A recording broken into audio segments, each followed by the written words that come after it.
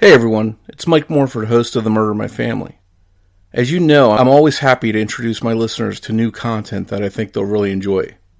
And that's what I'd like to do now. And I have a great show for you. It's The Dating Game Killer from Wondery.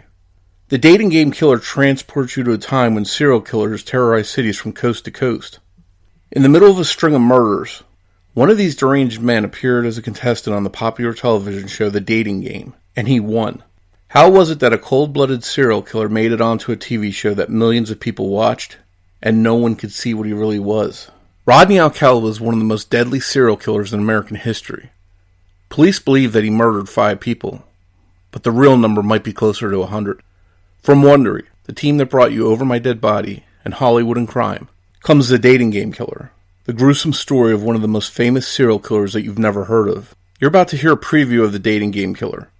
While you're listening, be sure to subscribe to The Dating Game Killer on Apple Podcasts, or wherever you're listening right now. And I'll see you back here soon for an all-new episode of The Murder in My Family. From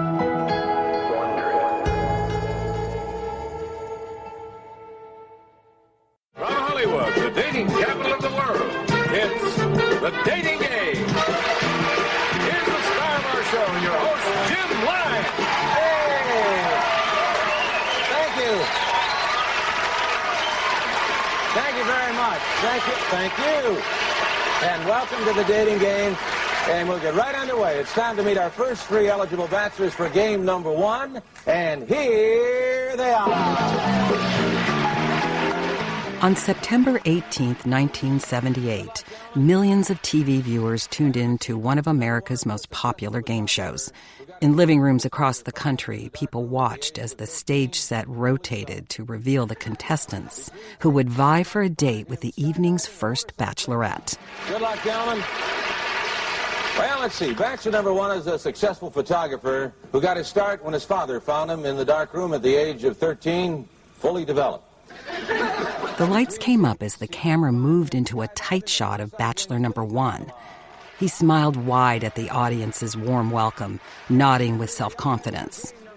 His white dress shirt was open halfway down his chest. His long mane of curly dark hair was perfectly coiffed, brushed back and cascading down his shoulders. And it's time to meet our young lady for game number 1, and here she is. Here is a young lady with a wealth of experience. Welcome, if you will, sensational Cheryl Bradshaw. Hello, Cheryl. Cheryl Bradshaw strode onto the stage in a sparkly midi dress with puffy sleeves and revealing scoop neck. Her view of the bachelors was blocked by a bend in the flower power-inspired barrier. Host Jim Lang quickly explained the rules. She could ask the contestants whatever she liked, except for their name, age, occupation, or income. Then he introduced the bachelors. Number 1, would you say hello to Cheryl, please?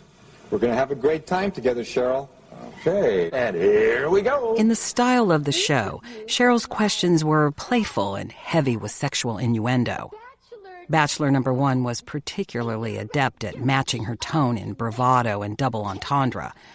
He was comfortable in front of the camera, growling provocatively and commanding her to get over here. He played to the audience, and they responded. Bachelor number 1, I am serving you for dinner. Oh. What are you called, and what do you look like? I'm called the Banana, and I look really good. Can you be a little more descriptive? Peel me. Backstage before the show began, Bachelor number 1's demeanor had been less engaging. He seemed able to turn the charm on at will, but it vanished as soon as it no longer suited his purposes.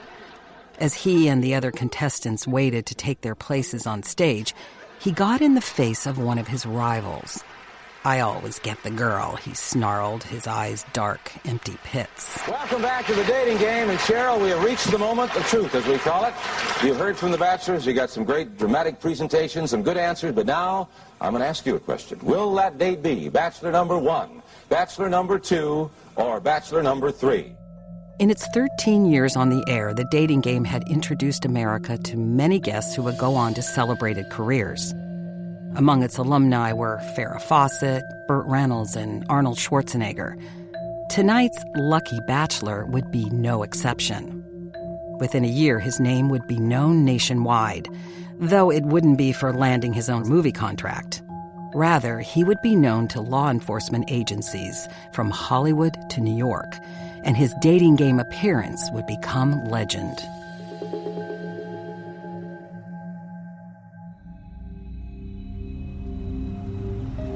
He spots her through the windshield from half a block away. She's carrying books, no doubt on her way to school. As he angles closer to the sidewalk, he can see her lips moving in an improvised little tune. When the light changes to red, he pulls to the curb, leans across the front seat. He knows how he needs to sound, practices modulating his voice for every occasion. He will be the adult, authoritative yet non-threatening, the kind of person her parents have taught her to obey. He rolls down the window and smiles as she looks over at him.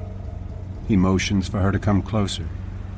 He offers her a ride to school as if it's the most natural thing, a daily routine. She tells him she's not supposed to talk to strangers and continues on her way. He inches the car forward alongside her. Doesn't she recognize him, he asks. She looks back at him and he scrunches his shoulders as if slightly dejected she doesn't remember him. He tells her he's friends with her parents. When he senses her uncertainty, he knows to back off just the right amount. Pull, don't push. Touch, don't grab. She stops and leans toward the window. He tells her he's a picture he wants to show her. Her parents have seen it already and said she'd really like it. Where is it, she asks.